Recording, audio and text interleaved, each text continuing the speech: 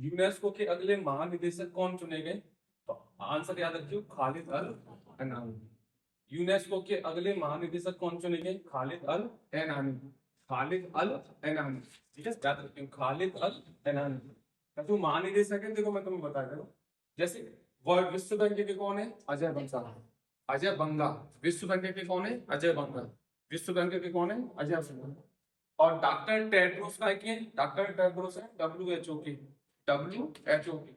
WHO कौन है? Doctor Tedros का। टेड्रोस, ठीक है, याद रखियो, टेड्रोस। डॉक्टर टेड्रोस का के WHO की। अजय बंगा का के विश्व बैंक के। विश्व बैंक के कौन है?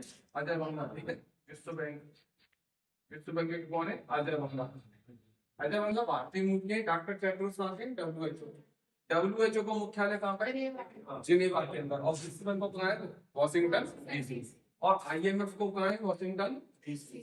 WHO की बात कर रहे हैं, WTO को कहाँ है? जिनेवा। और जहाँ की हेड को पहली महिला महानिदेशक कौन है? नागोजी ओमकाजा टिबेला। नागोजी ओमकाजा टिबेला, ठीक है, नागोजी ओमकाजा।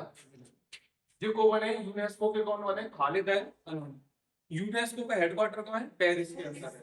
और यूनेस्को से कौन सा देश अलग है? तो अमेरिका अलग है।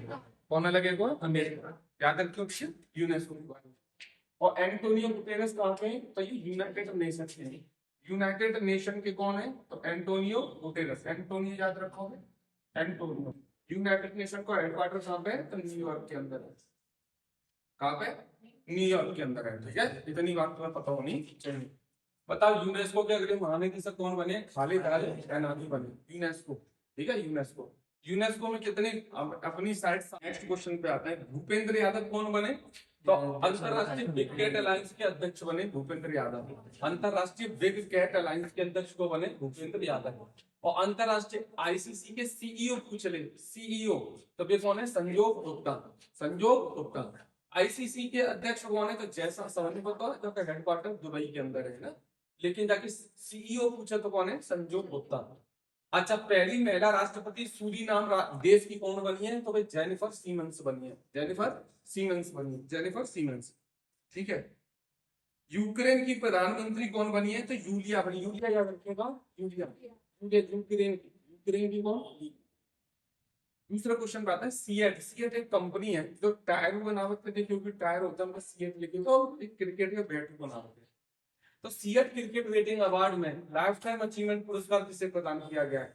बेटा बहुत सारे खिलाड़ी ने अवार्ड मिले यहाँ पे। हाल ही में कल परसों जो प्रोग्राम हुआ, और जिम लॉक ने तो ब्रेन लारा जो वेस्ट इंडीज के खिलाड़ी रह चुके हैं, और BS चंद्रशेखर जो भारतीय क्रिकेट टीम के खिलाड़ी रह चुके हैं, पुराने खिलाड़ी है, तो संन्यास ले चुके, रिटायर हो गए, उन्हें बेटा लाइफ टाइम अचीवमेंट पुरस्कार हुआ।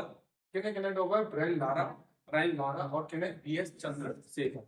बता यूनेस्को के, बताओ कौन बने यूनेस्को के महानिदेशक? कौन बने? खालिद अल अनानी। खालिद अल अनानी। नानी याद रखोगे, नानी, खालिद की नानी, खालिद अल अनानी, ठीक है, बहुत बढ़िया। किन्हें मिलो सीएट को life time achievement award? Brian Lara और चंद्रशेखर मिलो।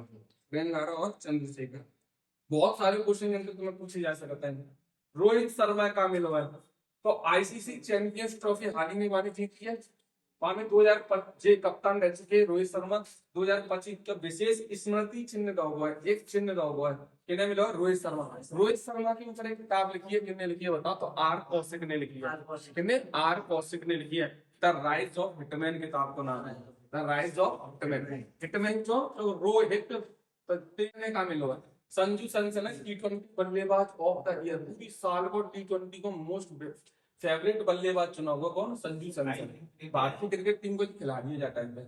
और गेंदबाज कौन चुना हुआ है पूरी साल को? तो वरुण चक्रवर्ती चुना होगा, स्पिन गेंदबाज है, और जाने बहुत अच्छा गेंदबाज है, भारतीय टाइम पे चल रहा है। सुन ले, चैंपियंस ट्रॉफी में अगर बात चैंपियंस ट्रॉफी की आ रही है, तो सबसे ज्यादा रन कौन से खिलाड़ी ने बनाए? तो श्रेयस अय्यर ने बनाए। मैं चैंपियंस ट्रॉफी की बात कर रहा हूँ, मैं एशिया कप की बात ना कर रहा हूँ। एशिया कप तो हाल ही में हमने किन्हें हराया थी? तो बोलो पाकिस्तान है हराया थी। तो एशिया कप तो सिर्फ एशिया की टीम खेलते हैं, लेकिन चैंपियंस ट्रॉफी में पूरे दुनिया की टीम खेलते हैं जितनी आते। हम अभी थोड़ी देर पहले बेटा चैंपियंस ट्रॉफी जीते, बाकी बाद हाल ही में हम एशिया कप जीते, ठीक है। बाद पहले हम जीते T20 को, विश्व कप जीते। और मेहनत को अभी चल रहा है वनडे को विश्व कप। वनडे मतलब 50 ओवर को, और 20 मतलब 20 ओवर को, तो ये और टेस्ट मैच पूछे तो 5 दिन आपको मतलब, ठीक है। हाँ, तो अब बात है कि संजू सैमसन को T20 फॉर्मेट में सबसे बेस्ट बल्लेबाज और बॉलर कौन है, तो वरुण चक्रवर्ती, और चैंपियंस ट्रॉफी में सबसे रन कितने बनाए, तो श्रेयस अय्यर। स्मृति चिन्ह के लिए मिला तो Rohit Sharma. The rise of hitman किताब ने लिखी आर कौशिक ने लिखी है। और खालिद अल नानी कौन बनेंगे बता, यूनेस्को के महानिदेशक बने। महिला की बात करता है, स्मृति मंदाना और दीप्ति शर्मा। स्मृति मंदाना जो कौन है वे बैट्समैन है, और दीप्ति शर्मा कौन है, बॉलर है। सबसे ज्यादा विकेट लेने वाली जो खिलाड़ी खतकाई भारतीय महिला टीम में झूलन गोस्वामी। दूसरे नंबर पर को आएगी है तो दीप्ति शर्मा आएगी। और सबसे तेज शतक लगाने वाली मतलब 100 रन सबसे तेज बनाने वाली जो महिला है कौन है, स्मृति मंदाना। स्मृति मंदाना और दीप्ति शर्मा का मिलो फिर अंतरराष्ट्रीय बल्लेबाज और गेंदबाज ऑफ द ईयर का पुरस्कार मिलो है। महिला की बात है, पुरुष में T20 को सबसे बेस्ट बल्लेबाज कौन, संजू सैमसन। और गेंदबाज कौन है बताओ, गेंदबाज कौन है, वरुण चक्रवर्ती। वरुण चक्रवर्ती, ठीक है। जो रूट इंग्लैंड के तहत अंतरराष्ट्रीय क्रिकेट ऑफ द ईयर चुने गए। अंतरराष्ट्रीय मतलब पूरे विश्व की अगर बात होगी तो अंतरराष्ट्रीय क्रिकेट ऑफ द ईयर को चुने गए जो रूट में इंग्लैंड के खिलाड़ी बैठे जो बल्लेबाज है। और घरेलू क्रिकेट में अगर भारत में घरेलू क्रिकेट की बात करें तो हर्षद दुबे चुने गए, ठीक है। आगे बढ़ते हैं, केमिस्ट्री को नोबेल पुरस्कार किन्हें मिला है। कल मैंने बेटा तुम्हें नोबेल पुरस्कार क्या क्या याद कराए, बोलो, फिजिक्स में याद कराए और मेडिकल के क्षेत्र में याद कराए। फिजिक्स में मैंने तुम्हें क्या याद कराई, फिजिक्स में मैंने बात बोली कि हम कहाँ गए, मार्ट गए, मार्टी से मार्टिनेस और मार्ट का खरीद गया तो मिशेल है ना, डेवो मिशेल डेवोरेट वाको नाम हो, डेवोरेट। और वो सेल काय में डलेंगे बताओ, तो वे घड़ी में डलेंगे तो क्लॉक में जॉन क्लॉक, बहुत बढ़िया। अब बात कर लेते हैं बेटा मेडिकल के क्षेत्र की। तो मेरी ब्रंको क्या है, फ्रेंड है। भाई काम आ रहा हो क्या काम आ रहा हो कुछ चीज जैसे याद कराओ ये मेडिकल। अब केमिस्ट्री की बात कर लेते हैं, केमिस्ट्री में क्या कहने मिला। तो केमिस्ट्री में बेटा कैसे याद रखोगे कि अमर जो अमर ने रसना बेच की, रसना मतलब रसना जानते हो ना, रसना कहाँ बेचो, सुसुमु में बेचो। अमर ने रसना बेचो सुसुमु में, और कहा है वो रिच है, वो रसना बेच के कहा है वो रिच है वो। तो याद रखियो अमर एम मागी पूरा नाम हुआ है। अमर एम मागी कहाँ के बताओ, तो ये अमेरिका के। और रिचर्डसन सॉरी हाँ जी अमेरिका के। रिचर्ड कहाँ के, तो ये ऑस्ट्रेलिया के। और सुसुमु कहाँ के, तो ये जापान के। नाम नहीं तो सुसुमु जैसे नाम तो जापान में ही होता है। तो याद रखियो अमर सुसुमु में रसना बेचकर क्या हो गया, अमीर हो गया। रसना मतलब रसायन में, रसायन मतलब केमिस्ट्री में, टाइम मिलो है केमिस्ट्री मिलो। तो अमर रसना बेचकर क्या हो गया, रिच हो गया। कहाँ बेचो, रसना वाले सुसुमु में बेचो। तो रसना कहा जाता है रसायन है, ठीक है। काय में करो इन्हें क्या करो कि जो भी केमिकल रिएक्शन होते हैं बिना और तेज कैसे कर सकता है बाकी ऊपर। कार्बन डाइऑक्साइड गैस है कैसे स्टोर कर सकता है, जहरीली गैस ने कैसे बचा के रख सकता है, इनके ऊपर इन्हें शोध करो, ठीक है। क्या बात है याद रखना। आगे बढ़ते हैं नेक्स्ट क्वेश्चन पे। कौन कौन से देश के तुम्हें बता चुका हूँ। रिच आदमी ऑस्ट्रेलिया को, रिच वालो। सुसुमु तुम्हें पता है जापान को। और एक जो बचो कहाँ को, अमेरिका को। बाको नाम है मागी, ओमर एम मागी, ठीक है। हाँ जी। नोबेल पुरस्कार की शुरुआत कब है चुकी बताओ, 1895 पहली बताओ मैंने। और पहली बार नोबेल पुरस्कार कब मिले, 1901 में। अर्थशास्त्र को नोबेल पुरस्कार कब जोड़ोगे, 1968 में। और कितनी राशि दी जाती है, हमें 9 करोड़ दी जाते हैं। पहले भारतीय जिन्हें फिजिक्स में नोबेल पुरस्कार मिलो 1930 में, का नाम है सीवी रमन। और काय के लिए मिलो तो रमन प्रभाव की वजह से मिलो, रमन प्रभाव की वजह से मिलो, ठीक है। चलो आगे बढ़ते हैं। कितने क्षेत्रों में दिया जाता है नोबेल पुरस्कार, तो 6 क्षेत्रों में, 6 में दिया जाता है 6। अर्थशास्त्र को 1969 में लिखा 1968 1969 68 जोड़ा हुआ, ठीक है। शांति को जो नोबेल पुरस्कार है वो जो दिया जा चुका है, बाकी जगह अलग है और वह देश अलग है, बाकी सब सेम ही है। शांति को नोबेल पुरस्कार नॉर्वे देता है, और बाकी कब्जों को देखो रॉयल स्वीडिश एकेडमी देता है, रॉयल देता है। बाकी शांति को कौन देता है, नोबेल नॉर्वेजियन नोबेल समिति देते हैं। कहाँ देते हैं, ओस्लो नॉर्वे में मिलता है। नेक्स्ट क्वेश्चन, अच्छा कुछ क्वेश्चन है बेटा, इनका आंसर दे दोगे का। प्राचीन प्रसिद्ध भारतीय ग्रंथ अर्थशास्त्र अर्थशास्त्र किसने लिखा भैया? सैन्य को लिखो, चाणक्य ने लिखो। चाणक्य किनको गुरु बताओ? तो चंद्रगुप्त मौर्य। वैदिक सभ्यता से जुड़ी कौन सी नदी है? सबसे ज्यादा जो नदी को वर्णन है बेटा वो सरस्वती नदी का वर्णन है। सरस्वती को सबसे ज्यादा पवित्र नदी जो मानी गई बाटा है वो सरस्वती नदी मानी जाती है। सिंधु घाटी सभ्यता की बात करता हूँ। महल में स्थित ग्रेट बाथ का मिला, ग्रेट बाथ सिंधु घाटी सभ्यता है ना, हड़प्पा सभ्यता पता होगी। वहां सबसे बड़ा स्नानागार पूछे तो मोहनजोदड़ो मिलो, और नृत्य करती हुई मूर्ति कहां से की रूपा मिली हुई? मोहनजोदड़ो हड़प्पा सभ्यता की बात है। ठीक है, चलो आगे बढ़ते हैं। भारतीय क्रिकेटर संजू सैमसन को हाल ही बताओ किस विदेशी खेल लीग का ब्रांड एम्बेसडर बना? तो बहुत बड़ी बात है, भारत को नया खिलाड़ी, बिल्कुल उभरता खिलाड़ी संजू सैमसन, जो T20 को बेस्ट बल्लेबाज ऑफ द ईयर चुना हुआ है। मैंने हाल ही बताओ कहा चुना हुआ, सीएट वाला जो सम्मेलन होगा में बताओ वो ब्रांड एम्बेसडर बनाया दो। कहा को इंग्लिश प्रीमियर लीग, विदेश में एक लीग होती है, एक मैच को एक का होता है आइटम होता है, एक का होता है पूरा, जैसे हमारे यहाँ का आईपीएल होता है ना, हमारे यहाँ पे आईपीएल होता है, वैसे वहां पे इंग्लिश प्रीमियर लीग होता है विदेश में। काय का होता है? ये क्रिकेट को ना हो तो फुटबॉल को होता है। तो मासा जो फुटबॉल के क्यों बनाए? ताकि भारत में फुटबॉल बढ़ावा मिल सके, क्योंकि भारत में फुटबॉल बहुत कम खेलता है, लेकिन फुटबॉल विश्व में दुनिया तो सबसे ज्यादा मशहूर खेल है। जहाँ में भारत कैसे आगे बढ़े, तो भारत को कोई खिलाड़ी हो क्या बनाए थे? ब्रांड एम्बेसडर बनाए। ब्रांड एम्बेसडर मतलब क्या होता है? प्रचार प्रसारक करने वाला आदमी को बनाए तो संजू सैमसन बनाए। मुझे बताओ अब की बार को फीफा को विश्व कप कितने देश में होगा? कनाडा, अमेरिका और मैक्सिको इनके ऊपर शुभंकर चुने गए। शुभंकर काका चुने गए बताओ? क्लच चुनो, क्लच एक क्लच चुनो को याद रखो। बात कर लेते हैं दुनिया का सबसे लोकप्रिय खेल में से एक है, मैं बता चुका हूँ, जहाँ 20 टीम हिस्सा लेते हैं। लिंथोई चनम्बन ने किस खेल में भारत के लिए junior, very important question paper में आता हो बेटा, विश्व जूनियर चैंपियनशिप है रही है, विश्व जूनियर चैंपियनशिप है रही है, जहाँ में पहला ही पदक किन्ने जीत लो है? जीता लिंथोई ने। और लिंथोई कहाँ की रहने वाली है बताओ? तो ये मणिपुर की रहने वाली है, मणिपुर की। और कहाँ भी जीतो है? तो जूडो में जीतो है। जूडो जानते हो सब? जूडो और महिला और ऐसो करेज वाली जो पहली महिला बन गई है जूडो में गोल्ड मेडल जीतने वाली, पहला पदक जीतने वाली। का नाम है इनको? लिंथोई। का नाम है? लिंथोई। और का है? चनम्बन। और का है? चनम्बन। योजना देख रहे हैं पीएम सेतु योजना काय के लिए चालू करेगी? आईटीआई को आधुनिकीकरण करेगी। कल ही पढ़ाओ। लाडो योजना कहाँ की है बोलो? तो हरियाणा की है। नमो लक्ष्मी योजना कहाँ की है? विकसित भारत रोजगार योजना में कितने रुपया दिए जाएंगे? 15,000 रुपया। 15,000 रुपया बताएंगे। 15,000। श्रम श्री योजना कहाँ की है? पश्चिम बंगाल की है। अपना घर योजना चलाएगी। श्रद्धांजलि योजना आसाम की है। और निजुता मुइना 2.0 का की है, आसाम की योजना है। बढ़िया, ठीक है, याद देखो क्या बोलो। लिंथोई चनम्बन किस खेल के भारतीय जूनियर विश्व जूनियर चैंपियनशिप में पहला पदक कहाँ जीतो है? जूडो में जीतो है। तो मैं ये पता होना चाहिए खेल है कहाँ रहे, तो ये पेरू में है खेल। कहाँ? पेरू। जूनियर की बात करते हैं, जूनियर विश्व जूनियर चैंपियनशिप का है पेरू में है। नाम का इनको बता, लिंथोई, पहला पदक जीतने वाली, और ये कहाँ की रहने वाली है? मणिपुर की। सिरोही देवी महोत्सव कहाँ को है? मणिपुर को है। कहाँ को? मणिपुर। चलो आगे बढ़ते हैं और काफी इंपोर्टेंट क्वेश्चन खेल के संबंधित देख लेते हैं। देखो, रियल मैड्रिड एक फुटबॉल का क्लब है, वो दुनिया को सबसे मूल्यवान फुटबॉल क्लब घोषित कर दो है, पैसा वाला क्लब। ठीक है, बात नाम है रियल मैड्रिड।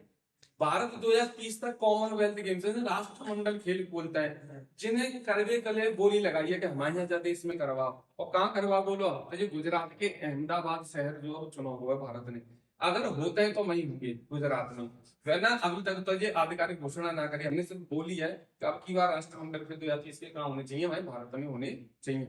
रियल मैड्रिड सबसे मूल्यवान क्लब बन चुका है, याद रखें। शुभमन गिल और सोफिया डंकले जो है वो प्लेयर ऑफ द मंथ जब महीना के सबसे बेस्ट खिलाड़ी चुने गए, शुभमन गिल और का नाम है सोफिया डंकले। एशियाई अंडर 19 और अंडर 22 मुक्केबाजी चैंपियनशिप में भारत ने कितने पदक जीते हैं? 22। प्रमुख को बता रहे हो, पैरा एथलेटिक चैंपियनशिप में हमने कितने मेडल जीते हैं? कल ही पढ़ा हुआ। पैरा एथलेटिक चैंपियनशिप में हमने 22 मेडल जीते हैं। 22 कितने? 22। साफ अंडर 17 सेफ बतायो फुटबॉल को सेफ अंडर 17 कप किन्ने जीत लो है तो हमने बांग्लादेश से हरा के जीत लो किन्ने भारत ने जीत लो है साफ अंडर 17 अरे फुटबॉल को बताओ तो मैंने तुम्हें 17 साल से कम उम्र के खिलाड़ी खेलेंगे फुटबॉल बांग्लादेश से हरा के जीत लो है बिम्स्टेक को मुख्यालय पूछो तो कहां पे बांग्लादेश में है याद रखिए आगे बढ़ते हैं नेक्स्ट क्वेश्चन की ओर very important question Indian radio software architecture standard 1.0 किस संस्थान ने जारी किया है तब ये को बना देगा ऐसी चीज रेडियो सॉफ्टवेयर बना दो रेडियो को सॉफ्टवेयर पहली बार भारत में बनाओ किसने डीआरडीओ तो दो क्वेश्चन याद रखिए डीआरडीओ की स्थापना हुई भाई साहब 1958 में कब भाई 1958 में डीआरडीओ की स्थापना हुई जाको हेडक्वार्टर साथ में बोली तो जाको दिल्ली के अंदर है और यहाँ के अध्यक्ष कौन है बोला तो जाके अध्यक्ष है समीर कामत जाके कौन है अध्यक्ष है बाकी बात है बात डीआरडीओ डीआरडीओ का बनावट तो भारतीय सेना के लिए हथियार बनावट है अब का बना हुआ यानी रेडियो सॉफ्टवेयर आर्किटेक्चर बना हुआ याद रखिए इसरो की बात कर लेते हैं इसरो की स्थापना कब हुई 1969 में जाको हेडक्वार्टर पूछे बेंगलुरु में और जाके अध्यक्ष कौन है बताओ वी नारायण जाके कौन है अध्यक्ष है 1969 में एक चीज और भाई 14 राष्ट्रीयकरण करोगे राष्ट्रीयकरण 14 जनवरी को करोगे ठीक है याद रखिए बता आरबीआई के गवर्नर कौन है तो संजय मल्होत्रा और बता महाधिवक्ता कौन है तो आर वेंकट रमणी ठीक है बढ़िया सीजीए नए सीजीए बने कल्याणी महालेखा नियंत्रक बोलते हैं इनसे भारत का पहला स्वदेशी रेडियो सॉफ्टवेयर जिसे डिफेंस साइंस और टेक्नोलॉजी लेबोरेटरी द्वारा विकसित किया गया है ये क्या करेगा जो भारत की सेना नौसेना वायुसेना में उपयोग करेगा रेडियो की हेल्प रेडियो को जो काम होता है ना वो आधुनिक तरीका से बना हुआ है सब चीज में बताया चुका हूँ डीआरडीओ के बारे में अध्यक्ष समीर कामत याद रखिए ठीक है यहाँ कार्यकाल मंत्रालय रक्षा मंत्रालय next question South Eastern Coal Field Limited company को नाम है जाने पहली पूर्णतः महिलाओं द्वारा संचालित सेंट्रल स्टोर यूनिट कहाँ स्थापित किया है ये करिए कहाँ कोरबा छत्तीसगढ़ के अंदर आपको है और छत्तीसगढ़ के में क्वेश्चन है याद आएगा बताओ कहाँ बालोद जिला मतलब कहाँ बनो है छत्तीसगढ़ को बालोद जिला ठीक है और कोरबा में क्या करोगे पूरी तरीका से महिलाओं द्वारा चला जाएगा जी कंपनी है ना अपनी पहली महिलाओं द्वारा संचालित सेंट्रल स्टोर यूनिट खोली है कहाँ खोली है छत्तीसगढ़ में बताओ ऊर्जा में पहले नंबर पे को आवा महाराष्ट्र और पर्यटन में पहले नंबर पे बहुत बढ़िया आगे चलते बेटा छत्तीसगढ़ को कोरबा में कंपनी का पहला गुणत्व है महिलाओं द्वारा चलाई जाने वाली संचालित सेंट्रल स्टोर यूनिट का उद्घाटन करवा राइजिंग कोल इंडिया लिमिटेड की सहायक कंपनी है कोल इंडिया लिमिटेड जो है वो भारत रत्न कंपनी होती है ना उन कंपनी में आवत है कोल इंडिया लिमिटेड बात कर लेते हैं जाके कोल इंडिया की स्थापना 1975 में भैया कोल इंडिया का मुख्यालय कहाँ है कोलकाता कोलकाता याद रखोगे ठीक है याद रखोगे और इनके अंडर में ये कंपनी है तो भारत सरकार 3 क्वेश्चन जनते बताऊंगा तुम्हें इंपोर्टेंट क्वेश्चन अमित विश्व बैंक ने 2026 के लिए भारत की जीडीपी यानी आर्थिक वृद्धि दर को का अनुमान लगा हुआ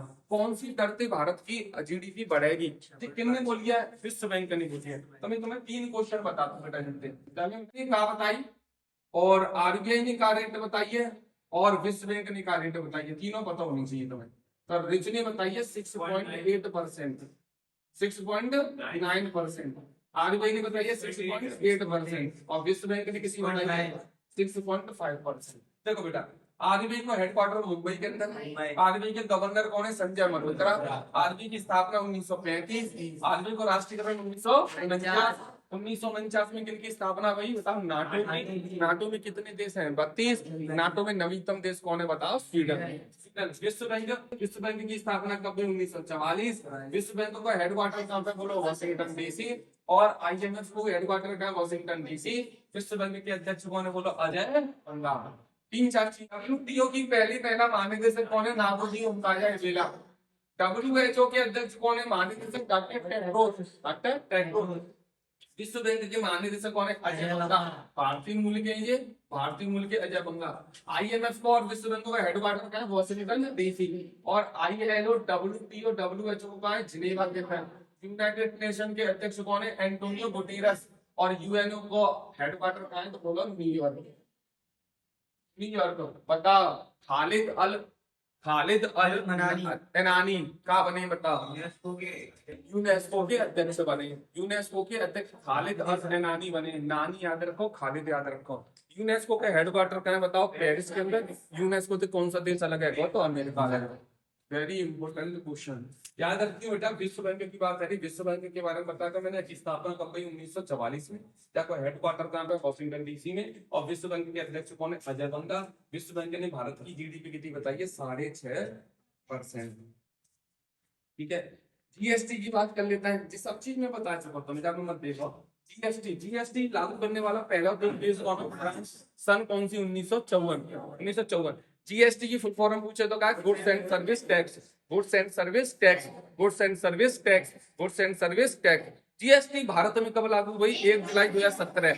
1 जुलाई 2017। 1 जुलाई 2017। 1 जुलाई 2017। 1 जुलाई 2017। जीएसटी पहले कितने स्लॉट है जीएसटी में? तो 4। कौन कौन से बताओ? पहला स्लॉट हो 5, फिर 512, 518, फिर 328। इतनी तुम्हारी परसेंट जीएसटी है, टैक्स लगा दो चीजन पे, वस्तु पे। जैसे दवाई पे 5% लगा दो, है ना। और अन्य दवाई पे 12% लगा दो। खाने की चीजन पर 12% लगा दो। अब जो है घटा के कम कर दो। जितनी भर डेयरी की चीज होंगी उन पर 0% अब जीएसटी लगेगी। जितनी भर डेयरी की चीज होंगी, दूध, घी, पनीर, जितनी सब पे 0% जीएसटी लगेगी। जामे तो कौन कौन से स्लॉट हटाए गए? तो जामे तो ऐसा 2 स्लॉट हटाए थे, एक 312 और एक 328। अब कितने स्लॉट रह जाएंगे? 2 और 8%। 5 और 18% जीएसटी अब लगेगी। याद रखिए यह बात है। ठीक है, आगे बढ़ते हैं। नेक्स्ट क्वेश्चन, जीएसटी को अगर संविधान संशोधन पूछे तो 101 में संविधान संशोधन, और अनुच्छेद पूछे तो 279 जीएसटी को अनुच्छेद याद रखियो। एनपीसीआई वेरी इंपोर्टेंट, कल यही पे चर्चा होती रही है पूरे जन समाचार में। कहा अमित जी चर्चा भैया कि एनपीसीआई ने हाल ही में जो कोई यूपीआई को यूनिफाइड पेमेंट इंटरफेस है ना, ये लेन देन करता का फोन पे से तुम लेन देन करते हो ना पैसा को, वो अब कैसे होगा? वो अब तुम्हें बेटा अकेला फिंगरप्रिंट की जरूरत पड़ेगी। मतलब क्या करना पड़ेगा अब तुम्हें? अगर तुम कोई भी बायोमेट्रिक कैसे ऐसा करते हो? अंगूठा से ऐसा, चेहरा पे ऐसा करते हो, आंखें पे ऐसा करते हो। ठीक है, कैसे करो जागो? अब तो यूपीआई को लेन देन के लिए अब तुम चेहरा पे स्कैन करके अपना फोन को पेमेंट कर सकते हो, फोन के जरिए पेमेंट कर सकते हो। कैसे? चेहरा स्कैन करके कर सकते हो। सी बात है ये तो। कब मासा पुराने वाले तरीका हटकाए का, यूपीआई पिन डाल के करते का वो हट जाएंगे? नहीं हटेंगे। रूल आप देंगे चेहरा पे थोड़ा फास्ट है, इसी बात है। ठीक है, NPCI unified payment interface, UPI की फुल फॉर्म याद रखनी हो। यूनिफाइड पेमेंट इंटरफेस ये काय के अंदर है? तो NPCI national payment corporation of India ने अब यूपीआई में बायोमेट्रिक प्रमाणीकरण का करते हुए शुरुआत कर दी जाती। क्या होगा? या इस तकनीकी के तहत यूपीआई जो है वो फिंगरप्रिंट या स्कैन, आंखों को स्कैन या स्मार्ट ग्लास के जरिए चेहरे की पहचान भी की जा सकती है। तरीका तो आंखों की स्कैन करके वैसा करते हैं, या फिर फिंगरप्रिंट या अंगूठा वगैरह तो वैसा करते हैं, और चेहरा को स्कैन करके वैसा करते हैं। यहाँ में अब पिन डालने की जरूरत नहीं होगी। डालू सकते, और ऐसा होना है कि कंपलसरी है, तुम डालो मत डालो, कोई मर्जी है। यूपीआई को पूरा नाम याद रखते हो, बता रहा हूँ, यूनिफाइड पेमेंट इंटरफेस है। और ये कितना काम करता है? 24 घंटा काम करता है। रात को 12 बजे अगर पैसा डालोगे तो मिल जाएगा। ऐसा ना है कि रात को 12 बजे बंद रह जाते हैं। ठीक है, क्या एनपीसीआई जो है जो पेमेंट करवाते हैं, जैसे तुम देखो भीम ऐप, चलो एक का चलो व्हाट्सएप के जरिए पेमेंट कर सकता हूँ, और किन के जरिए बता? भारत पे यूपीआई, भारत पे है वो, और बोलो फोन पे है वो, और बोलो गूगल पे है वो, पेटीएम है वो। जितने बार बताए जाके अंदर में काम करते हैं, और जाके शुरुआत कर भाई 2000। ठीक है, और जो किन के अंदर में काम करेगा? आरबीआई के, भारतीय रिजर्व बैंक और भारतीय बैंक संघ ने मिलकर इसको क्या किया था? शुरू किया था। उद्देश्य का उद्देश्य भैया डिजिटल बना वो, है ना। यूपीआई हमारा, ये यूपीआई कौन कौन से देश जा फॉलो करता है, मतलब एक्सेप्ट करता है यूपीआई। तो ये भूटान चले जाओ, नेपाल चले जाओ, फ्रांस, यूएई, सिंगापुर, श्रीलंका, इन देशों में तुम जाके पेमेंट कर सकते हो। 10वां क्वेश्चन, भारत को हाल ही में प्राप्त हुआ तीसरा सबसे बड़ा गैस वाहक मतलब का होता है पानी का जहाज, जो का लेके जाओ, जो गैस लेके जाओ। बताओ आपको नाम क्या है? आपको नाम है शिवालिक, रट ले जाए नाम का है बाबू, शिवालय। और ये कहाँ से लॉन्च हुआ है? जी पता होना चाहिए तुम्हें। तो हाल ही में शिपिंग कॉर्पोरेशन ऑफ इंडिया ने बेड़े में यह शामिल किया है। जाको नाम का है कि शिवालिक है और जो विशाखापट्टनम बंदरगाह में इसे शामिल किया गया है। वेरी इंपोर्टेंट बेटा, ऐसी क्वेश्चन पेपर में आता है, बहुत याद रखिए। विशाखापट्टनम बंदरगाह में शामिल करोगे जाको नाम शिवालिक है। कहा लेके जा रहे हो, कैसे लेके जा रहे हो और कहा लेके जा रहे हो, है ना। एलपीजी जैसी गैसों को तरल रूप में ये लेकर जाता है एक देश से दूसरे देश में। देखो देखो जाको फोटो ले रहा हूँ, काफी बड़ा है। जाकी क्षमता कितनी होती है भैया, 85,000 से 90,000 घन-मीटर तक रहते जाकी क्षमता। आज को लास्ट सवाल देख लेते हैं। भारतीय वायुसेना ने अपनी 93वीं नाव बनाई है। भारतीय वायुसेना के कैप्टन का बताओ, कमांडर कौन है? वायुसेना अमर, बताई मैंने, वायु में चलो तो आदमी अमर है, भी जातो वायु में, है ना, अमर करके याद रखियो। कब मनाया जाता है वायुसेना दिवस? 8 अक्टूबर को मनाया जाता है, 8 अक्टूबर को। 150वीं जयंती हमने किनकी मनाई है आदमी बताओ? 150वीं वर्षगांठ हमने मनाई है, किनकी मनाई है बोलो? तो हमने वंदे मातरम गीत की मनाई है। वंदे मातरम गीत कितने लिखो? 1876 में लिखो। पहली बार गाओ 1896 में, किन्ने गाओ? रविंद्रनाथ टैगोर। और जो राष्ट्र गीत घोषित कब करोगे? 24 जनवरी 1950। 24 जनवरी 1950। अल खालिद अल नानी को बन गए बहुत बढ़िया। आगे चलते हैं। स्थापना पुनर्गठन कब वो बताओ वायुसेना को? तो 26 जनवरी 1950 को। और अमर मैंने बोली ना, अमर याद रखिए। कौन बने chief of the air staff? CDS कौन है भारत के बताओ? सीडी मैंने बताई, सीडी चौहान। कौन? Anil Chauhan, chief of defence staff. Viksit Bharat बिल्डथॉन का ब्रांड एम्बेसडर कौन बना हुआ? तो शुभांशु शुक्ला। यार क्वेश्चन इंपोर्टेंट है। शुभांशु शुक्ला हाल ही में 18 दिना की यात्रा पर गए है ना, 18 दिन शायद। कहाँ गए? एक्सियोम मिशन के तहत। अरे ये मिशन पूछ सकता है, एक्सियोम मिशन। एक्सियोम मिशन के तहत जे अबे अमेरिका नासा की तरफ से गए भारत के शुभांशु शुक्ला। तो ये ब्रांड एम्बेसडर क्या के बना देंगे मतलब? विकसित भारत बिल्डथॉन के बना थे। श्रद्धांजलि योजना कहाँ की बताई मैंने? आसाम। निकिता मुइना आसाम। अपना घर श्रम श्री पश्चिम बंगाल। विकसित भारत रोजगार योजना कितने हजार? 15,000 रुपया। नमो लक्ष्मी लाड़ो योजना, पीएम सेतु योजना आईटीआई का आधुनिकीकरण करने के लिए चालू करेगी। ठीक है। ये कहाँ के रहने वाले हैं? लखनऊ के रहने वाले हैं। और भारतीय वायुसेना में कौन है? ये तो फाइटर पायलट है जा टाइम पे। कौन से मिशन के तहत जे गए? तो FGO-4 मिशन के तहत जे गए। क्या जनाब गए? तो 18 अब गए। पहले आधुनिक अंतरिक्ष में जाने वाले कौन है? तो राकेश शर्मा। जिन शुभांशु शुक्ला कौन बनेंगे? दूसरे बन गए। ठीक है। अंतरिक्ष स्टेशन पर जाने वाले पहले हैं, लेकिन अगर मिशन के तहत बात करेंगे तो दूसरे व्यक्ति हैं। आप कछु रिपीट कर लेते हैं, पुराने को रिवाइज कर देता है। इसरो ने कुल शेखरपट्टनम प्रशिक्षण केंद्र किस वर्ष तक बनकर तैयार हो जाएगा?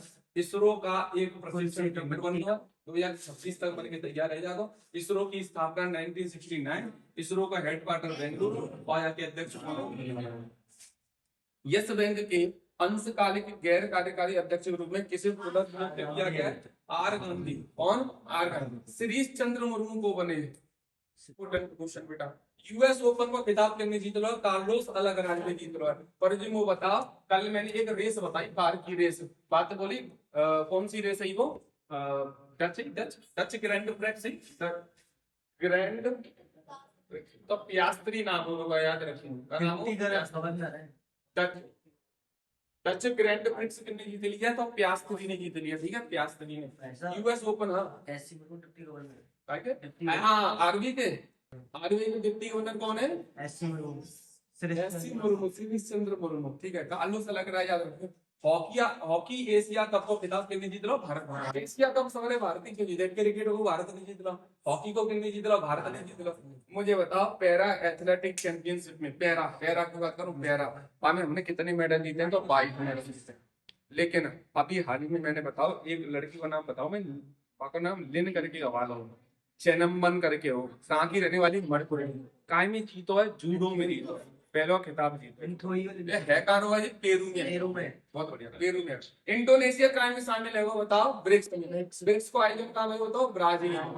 बिम्स्टेक को थाईलैंड, G7 को कनाडा, G20 को साउथ अफ्रीका, SCO को चाइना। अगलो कहाँ होगा? पाकिस्तान। हॉकी एशिया कप किसने जीत लो है?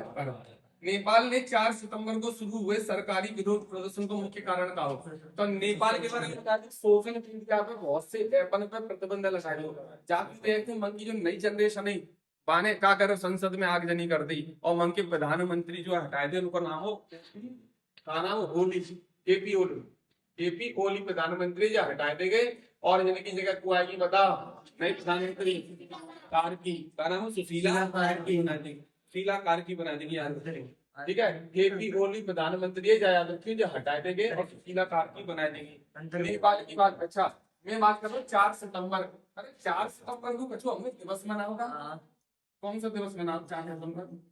4 सितंबर नहीं, एक तो 22 सितंबर याद रखिए। जीएसटी में जीएसटी दोबारा से लागू होगा नहीं होता, वो 22 सितंबर को लागू होगी। 22 सितंबर 8 अक्टूबर को हमने क्या मना हुआ? वायुसेना दिवस मना हुआ। वायुसेना दिवस मनाओ, ठीक है। चलो फिजिक्स को अब तुम बताओगे बेटा सब ये आंसर। फिजिक्स को नोबेल पुरस्कार किन्हें मिला बताओ? तो मैंने बताओ मार्ट के घूमने का खरीदने सेल सेल काइनेटिक ये क्लॉक में, और क्लॉक कैसे चलेगी? एक रेट की चलेगी। बताओ आज मैंने तुम्हें केमिस्ट्री के नोबेल पुरस्कार के नाम बताए केमिस्ट्री के, तो मैंने कहा बोली केमिस्ट्री में अमर गयो अमर रसना बेचकर सुसुमु में क्या हो गया? रिच हो गया। बताओ मैंने अमर सुसुमु में सुसुमु में रसना बेचकर क्या हो गया? रिच हो गया। याद रखियो अमर एम माघी कहाँ के? अमेरिका के। और सुसुमु कहाँ के? ये जापान के। और रिच कहाँ के? ये ऑस्ट्रेलिया। तीनों देशन के नाम तुम्हें पता होने चाहिए। इन्हें रसायन में रसना बेचकर है, रसायन में रसना बेचकर है, रसायन में रसना बेचकर है, रसायन रसायन मतलब केमिस्ट्री में नोबेल पुरस्कार मिला। तो अमर रसना बेचकर सुसुमु में क्या हो गया? रिच हो गया। और जी कैसे बताओ मैंने? अच्छा मुझे बताओ मेडिकल के क्षेत्र में तुम्हें 3 नाम बताए मैंने कि ब्रंको फ्रेड। ब्रंको कौन है? ब्रंको ब्रंको कौन है? फ्रेड फ्रेंड फ्रेंड है ना? फ्रेंड फ्रेंड है, ठीक है। तो बाका मारो डेल मारो या मारो मारो। जब पहला नाम मेरी बंको फ्रेंड डेल को है ना दूसरा नाम उसी का है वो तीसरा नाम। बहुत बढ़िया याद रहेगा। मैंने लोगों को बताओ फिजिक्स को। चलो अब आंसर बता जल्दी जल्दी। राष्ट्रीय स्कूल खेल कहाँ होंगे बताओ? श्रीनगर में। कहाँ होंगे? श्रीनगर में। दक्षिण पूर्व एशिया का पहला लार्वा बाय -196 डिग्री में तो मैं ये कौन सा देश क्या बचा देगा बताइए मैंने बैंक बोली है। वंदे मातरम की 185 वर्ष की घोषणा किसने करी है? केंद्रीय मंत्रिमंडल ने करी है। भारत सरकार ने ऊंटों के संरक्षण के लिए किस पहल की शुरुआत करी है? राष्ट्रीय ऊंट स्थिरता पहल कल ही पढ़ा हुआ है। श्रद्धांजलि योजना कहाँ की है? आसाम की है। और मिजोता मोनाक्टू कहाँ की है? आसाम की है। खारची महोत्सव कहाँ को है? त्रिपुरा को है। और बिहू उत्सव कहाँ को है? आसाम को है। मेरा हु चोंगवा पर्व कहाँ को मनाएगा? मणिपुर। सिरोही लिली महोत्सव कहाँ को? मणिपुर। तो महिला ने दिन नाम करके जवाब रखा बहु ने जो कहाँ की है? मणिपुर की है। मदरसा बोर्ड को समाप्त करके अब क्या करता हुआ है? अल्पसंख्यक शिक्षा की मुख्य धारा से जुड़ने वाला पहला राज्य को बने हुआ है उत्तराखंड हुआ। याद रखिए क्या होता है? मदरसा कौन बने? उत्तराखंड। 44वां सिविल संहिता समान सिविल संहिता लागू करने वाला पहला राज्य बने उत्तराखंड। उत्तराखंड बने और ठीक है जिस सब तुम्हें पता होना चाहिए बेटा। कौन सी मुख्य धारा से जोड़ दो? सरकार से जोड़ते हैं। नई एजुकेशन पॉलिसी 2020 की। कुछ लोग में भारत में कमी आई है कितने परसेंट? 99%। बाल विवाह में महिलाओं में कितने परसेंट कमी आई है? 69। पुरुषों में कितनी आई है? 70। और सबसे ज्यादा कौन से राज्य में कमी आई है? तो आसाम आएंगे आसाम में। इस सब क्वेश्चन रोज बोल लूंगे डेली। अरुणाचल प्रदेश में पहली वाणिज्यिक कोयला खदान कहाँ खुलेगी? तो नामचिक नाम तो अरे कौन सा राज्य है? अरुणाचल प्रदेश। नामदफा राष्ट्रीय उद्यान दीफू दर्रा Arunachal Pradesh. Junior badminton championship का आयोजन किस राज्य में हुआ है? बताओ कहाँ हुआ है? तो आसाम में आयोजन कर दी तो बड़ा हुआ है junior badminton championship. Reserve bank ने किस संस्था में एनबीएफसी क्षेत्र के लिए एसआरओ का दर्जा मिला है? एफआईडीसी।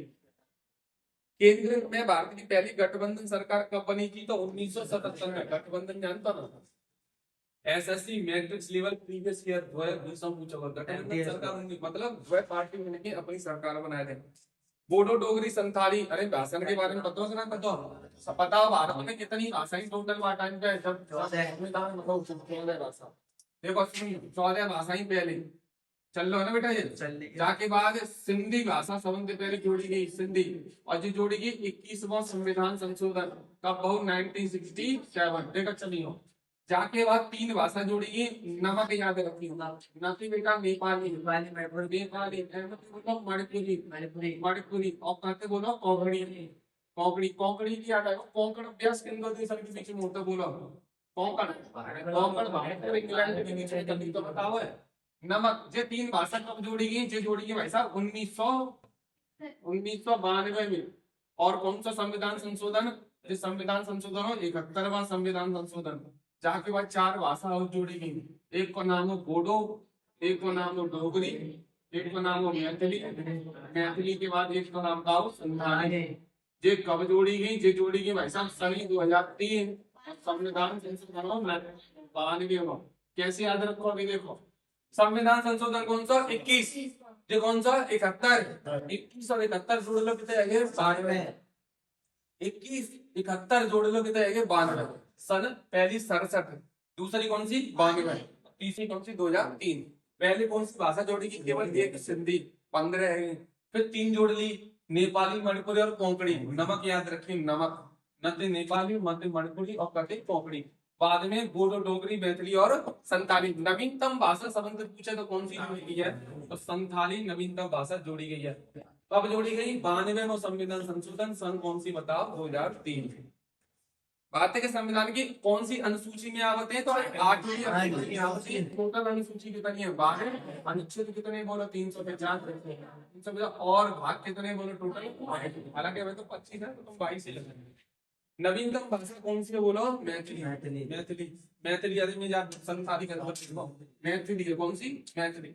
नवीनतम भाषा मैथिली है ठीक है यूनेस्को के अगले मानक से कौन बने तो ये बने भाई साहब खालिद अल अनानी खालिद अल अनानी याद रहो ना देखो अभी बात सुनो ये करंट अफेयर्स की क्लास जो है हम बंद नहीं करेंगे कंटिन्यू चलते रहेगी या तो 2 फायदा है चालू हिंदी हो 2 फायदा कहाँ है एक तो हमारी करंट अफेयर्स बहुत अच्छी है जाएगी 12 नंबर कल एग्जाम के लिए पक्के आ जाएंगे और ये करंट अफेयर्स बहुत से बालक ना पढ़ रहे यहाँ पे तुम उनसे आगे निकल सकते हो दूसरी चीज जहाँ में हम केवल करंट ना पढ़ रहे जहाँ में हम सब चीज पढ़ रहे हैं स्टैटिक जीके जितनी जीएस होते सब पढ़ रहे हैं जहाँ क्लास है कैसे मत छोड़ती है मैं तुम्हें बता रहा हूँ अगर तुम्हें सिलेक्शन लेना हो तो चलो अपनी क्लास अब आगे की स्टार्ट होता है कंटिन्यू बने रही हूँ मैं डेली जा क्लास है डालते रहूंगा और अगर सपोज करो कि ये क्लास कोई ना ले पा रहा तो मैं यूट्यूब चैनल पे जा डाल दूंगा मानते तो देख सकते